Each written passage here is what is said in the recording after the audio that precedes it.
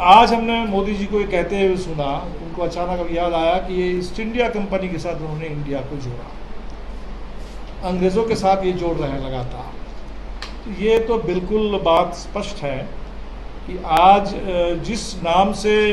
पूरी दुनिया हिंदुस्तान को जानती है, जिस नाम से जिस देश के प्रधानमंत्री के बतौर मोदी जी पूरी दुनिया में घूमते रहते हैं,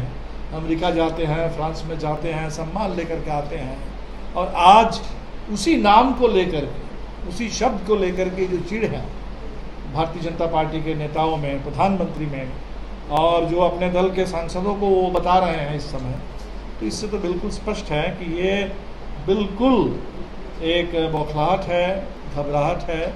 और सच का सामना करने में ये सरकार पूरी बिल्कुल एक तरीके से इनकार कर रही है। हमारे संविधान में बिल्कुल साफ जहाँ कहा गया है, article number 1, India that is Bharat, एक ही देश के दो नाम हैं, एक नाम अंग्रेज़ी में है, पूरे देश के तमाम भाषाओं में है, एक नाम हिंदी में या किसी कुछ और भाषा में है। तो ये जो पूरे देश के नाम को लेकर के संविधान के उसकी भावना के खिलाफ, उसके आर्टिकल 1 के खिलाफ, तो जब सीए आया उस समय हमने देखा कि आर्टिकल संविधान के प्रियम्बल के खिलाफ है। तो संविधान के प्रियम्बल से लेकर के संविधान का आर्टिकल नंबर 1, ये जो लगातार संविधान की उपेक्षा, संविधान के खिलाफ सरकार की कार्रवाई, ये इस मामले में भी दिख रही है। तो इन सवालों को लेकर के हम लोगों ने वहाँ तय किया कि पूरे देश में एक मजबूत जन आंदोलन की ओर हमें बढ़ना है। और जहाँ तक बिहार की बात है, तो बिहार में कई मसले हैं जिस पर हमें पता है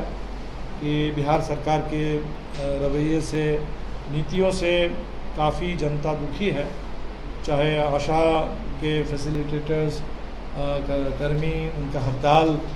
पिछले 10 दिन से चल रही है, अभी तक कोई सुनवाई नहीं हुई। शिक्षकों में भारी नाराज़गी है, खासकर नियोजित शिक्षकों। संसद में जो पूरे देश की मांग है कि मणिपुर पर गंभीरता के साथ चर्चा हो और प्रधानमंत्री बयान दे,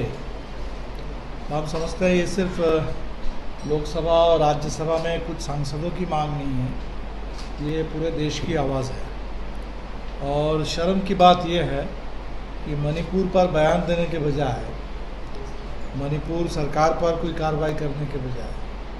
कल राज्यसभा में आपके सांसद संजय सिंह को पूरे इस सत्र के लिए निलंबित कर दिया गया। तो हमें लगता है कि ये पूरे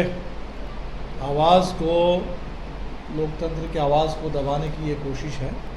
इसलिए सबसे पहले तो हम ये कहेंगे कि बिल्कुल ये निलंबन वापस लें और उस पर गंभीरता के साथ चर्चा हो। 2002 में जो गुजरात की स्थिति थी और 2023 में अब जो मणिपुर की स्थिति है, इसमें काफ़ी समानता दिख रही है।